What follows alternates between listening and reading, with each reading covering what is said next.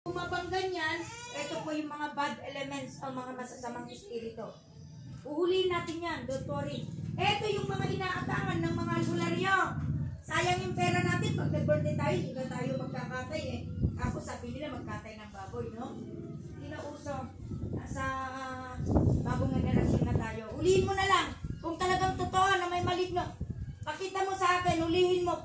Hihilutin ka niyan. Kapag kami hilutin ka niyan, walang naghihilot sa'yo, pero mararamdaman mo, may daliri, may kamay na umaplos sa'yo ganyan, gumagalaw lahat ng katawan niya. O, wala ka pang gastos eh. Salamat kung magbibigay ka dyan ng pangmeriendahan namin pag-uwi. Ganun lang naman. Ano po, no need sa mga baboy, sa mga manok, o sa mga medalyon, sa mga ritual. Pag nagdasal ka laman ng puso, mas mabisa ng lubos. At siyang tunay at katotohanan. Ngayon po, kapag yung daliri mo naman, umiwalay dito sa may hintuturo, pag umiwalay yan, ibig sabihin, agarin ko na yan. Sino kaya yan? Nakaka-excite naman. Baka naman, yung kaibigan mo, yung lagi mong kausap, napakabait lagi sa atin, umaga pa lang nandito na. Ayun pala, binabantayan ka, yung lakas mo, kinukuhanan ka. Eto po yung taga rito. Ano po? Pag lumayo. Pag gumanyan yan, dalawa. Pero pag yan ay nagkasalubong, ibig sabihin, merong gamit sa kanila o kaya litrato o kaya gamit talagang as in na pinag-uusapan dalawa sila. Pero pag ganito, I'm sorry to say, sa mga may mga kabiyak o mga mahal sa buhay is love triangle tungkol kaya, kapi na kulang. Di mo yan matatanggal kahit anong gawin mo. Kapag may kakapit sa'yo, didikit ka rin, di na rin makakatanggal. Didikit sabihin, katotohanan, hindi yung ganito, di po ba? Kapag ang ito naman ang umiwalay, sa right, relatives mo. Kapag may asawa ka na, relatives ng asawa mo yung left. Kapag ito naman, yan yung mga kaibigan mo, mga amiga, pare, eto, mas iwala yung gawin niya yan. Pero kapag galaw ng galaw yan, galaw ng galaw, galaw ng galaw, yan din yung mga pinagpagamutan mong albularyo. Isa pala na kumukuha ng lakad mo. Hindi mo alam. O alam ka na bibiruin mo yung sarili mo, sinong niloko mo. O diba?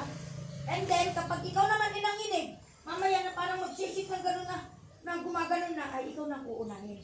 Kasi nga ikaw ang tinitira nila, anytime pwede ka na nilang kunin. Legit na legit po. Pwede niyo po kami ni-challenge. Bakit ka mo? May papakita din namin kung kailan kayo mawawala. Sarili mong kamay ang magsusulat. Sapagkat Diablo yung nandiyan na sa likod mo. O, halimbawa, July 22 at 4:30 AM, ang damit ko ay pula, ganito. Eh kung hindi ka maniniwala, di wow. At least, nalaman mo, sa araw na yun, walang sisiyan. Okay, sa mata mo, sa pangatlong mata mo. O kaya sa mata mo, papakita kung paano. Marami na akong ginanyan, kahit mga kuliga. Paparamdam ko pa paano sila magaling. Pansamantala. Ganun po. Dito po talaga legit po kasi magdito kami. Hindi naman albularyo. Kapag nagpalis yung mga mabubuting albularyo, nakikiusap din sila sa amin. Pero yung mga naglalating. Yung mga naglalating, hindi mo alam. Kung magdadasal lang, hindi mo naintindihan. Laman ng puso. Ano po? O ngayon po, malalaman na natin kung mayroon. Baka naman ikaw lang na pumunta rito para manood. Ikaw pala yung mas malala. Kaya pwede kang magpagamot. At limited din po yung ating healing oil kung sino yung makakakuha. Ngayon, ang healing oil po natin, wala nang maliliit eh. Pasensya na po kayo. Wala yung 1. Ito po yung papaliwanag ko lang po. Nasakian man.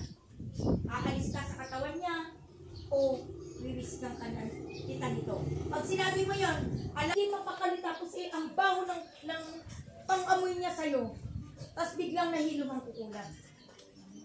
Pero kapag nanginig siya ang nakulang sa'yo, manginginig yan. Gaganyan yan. Napakabisa po nito. At kapag halimbawa, may mga animal ka, halimbawa, yung mahal na mahal mo, yung pusa mo, binisikan mo yun.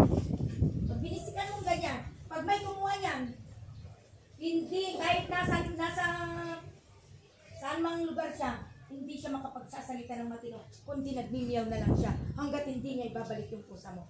Di po ba't napakaganda? Kung nakain niya, pag hindi siya humingi ng kapatawaran, pag hindi siya humingi ng kapatawaran, ganun pa rin, hindi niya.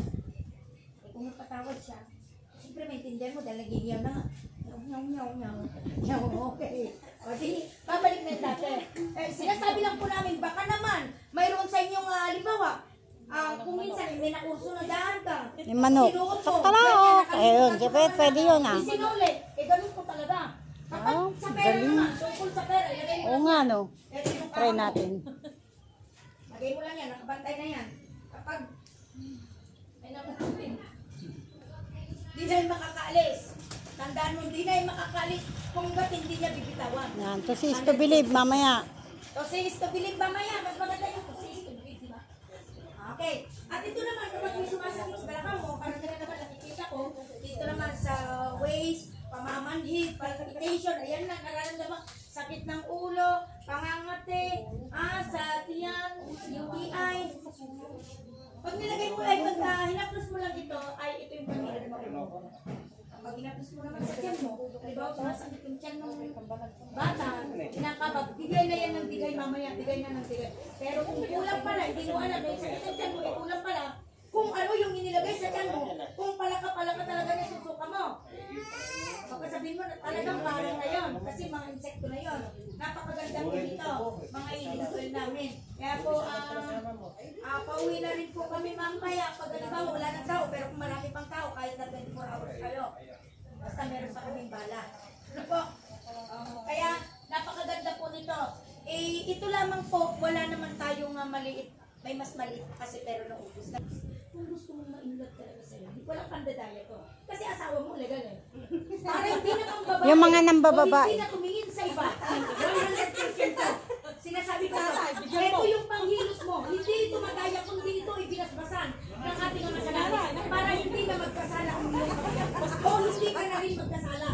Dahil kung minsan may kalokohan ng mga babae, porque matipuno yung lumabas. Nagkasala ka na hindi mo alam sa iyong asawa, ganun din sa ating kasalanan. Kahaplos ka rin sa asawa, para kayo lang. Kayo lang, diba? Mawawala yung pagkababaero niya. Sinasabi. Pero kwan po yan, merong talagang dasal. dasal. Ay lalabas pa sa Lunes, yun yung mapapalisan na sa live na natin. Kakausapin niyo siguro kamo sa ano. Pero yun lang naman. Kasi hindi yun basta-basta. Asawa kayo eh. Kasi pag lumipas ang taon, Kwan yun eh, kumbaga sa ano pangalan, private. o ngayon po, Ay, private talk. mapabata, sabay-sabay na rin, pwede ano po? Pag may hindi kayo naintindihan, sabihin nyo lang sa akin. Sabay-sabay mamaya, gagano nga, try. Basta huwag magdikit, try. Ganito, nakaganyan, kasi pag hindi mo pinataas. And then, baba, nakahang. Huwag malikot. At mamaya, huwag titingin sa katabi. Baka mas marami ganyan na yung kamay mo eh, tumitingin ka doon. Unang mag-shake, siya yung uunahin na, kasi shake na. Ito po yung checking. Yan, checking po yan. Steady lang, nakahang, steady. Yung kamay lang ang tignan mo. O, ayan na. Magandang kaliwanagan na aming amang liwanag sa kalangitan. Yung paa baka nagka-egis. Malalaman ang katotohanan sa kanilang mga daliri. Siyang magtuturan ilang at sino ang siyang gumambala. Malalaman sa pamamagitan ng banal mong kapangyarihan. Lalabas. O, yan. Tinukulang siya. O, di siya mauuna. Yan na, di ba? O, ayan na. Dalawa. O, magsasalubong.